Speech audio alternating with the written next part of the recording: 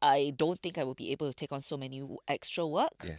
Would you be able to take some off me? And he was labeled as unprofessional. Well, I don't know how that will come across as unprofessional. I thought that was being diligent. Yeah.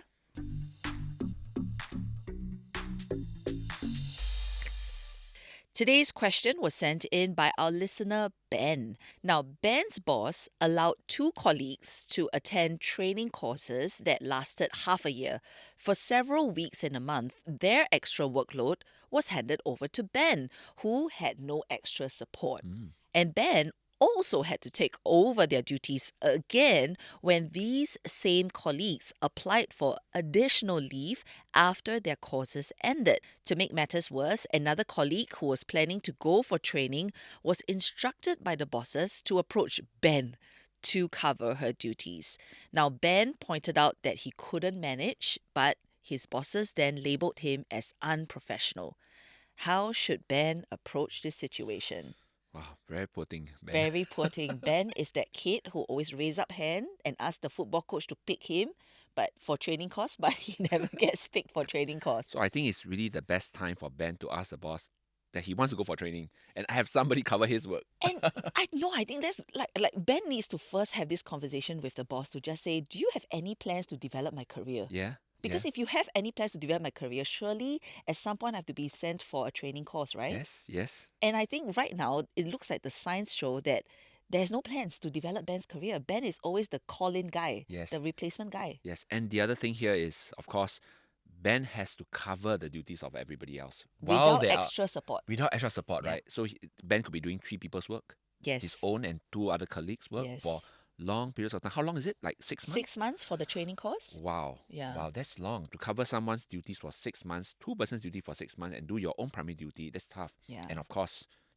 not knowing whether it's your turn to go. Yeah, correct. I think it's been very hard for Ben because, Ben has highlighted that to the manager and said that, I don't think I will be able to take on so many extra work. Yes. Would you be able to take some off me? And he was labeled as unprofessional. Well, I don't know how that will come across as unprofessional. I thought that was being diligent. Yeah.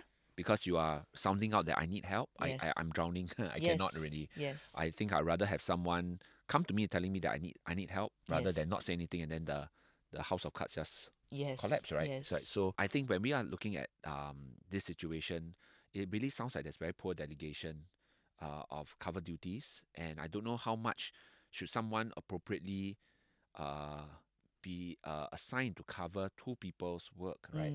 At some point, I think Ben would need to really sit with his colleagues. I know he has tried to, but at some point you have to really sit down with them and prioritize, perhaps. Yeah. What should I cover you for? That's the most critical. Yes. Because you can't do everything. Correct. Yes. Correct. I think it's only fair, right? I think it's only fair. So work through firstly with the person who's going on a course, prioritize which one is critical and then which ones are maybe not so critical.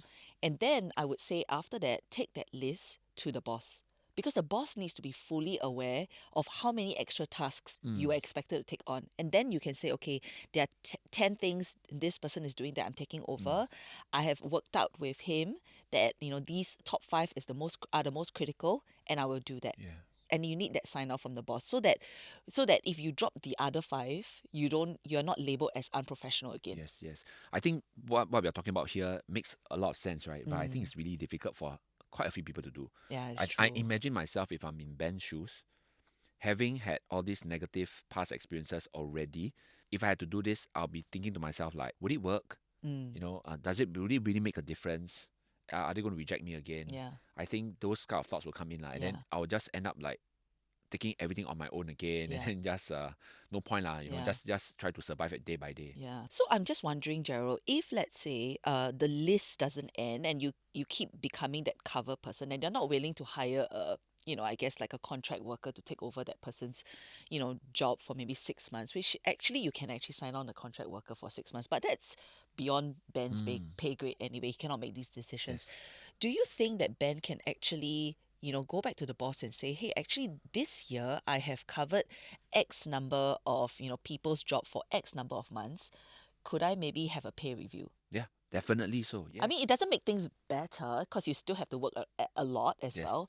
but surely you are compensated in other ways. Yes, so I think that's one way to also maybe make the best out of a bad situation.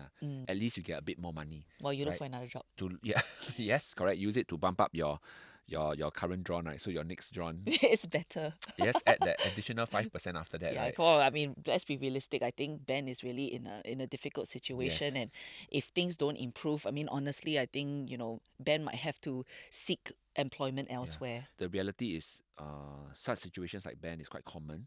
I've Mm. seen several cases before where eventually the person just quits Yeah. because it's too much. They have to maintain their own mental well-being, Mm. right? Their own burnout. So they actually leave. Mm. And when that happens, it's really sad because the company actually loses somebody who has been doing three persons work, Yeah. right? It's a real asset. Yes. And this is a willing worker as well. If I've been Yes. struggling and helping for so long, they Mm. let someone like that go. Mm. I do feel that there's a missed opportunity in such situations, right? So if today companies have this sort of situations, I think it's really important for managers to listen and work with the people who are covering duties for other people, right? Mm. To really find out how are they coping. Just because somebody else's work is being done, it doesn't mean that everything is okay on the cover person. Yeah. True. Yeah. True. So I think that person needs double attention, Yeah. right? Double the focus and Or check in on triple. or triple, yeah, in Yeah. Ben's case, right? That is I still don't know how Ben does it Yeah. So for so Ben, long. we definitely feel for you. Again, like we say, try and see first whether you are even on the radar for some form of career development. If so, look out for some of these training courses that you might want to sign up for. Get a break, it's fine, it's perfectly fine. You don't have to worry about it. Someone else will cover your Hmm. tasks. If not, work through that list and ask for maybe a pay adjustment. And lastly, find somewhere else. Yeah. So, I mean, this is not the advice that we like to end with, but I think sometimes it's necessary. So, if like Ben, you have a work related dilemma, do write into us. We are at cnapodcasts@mediacorp.com.sg.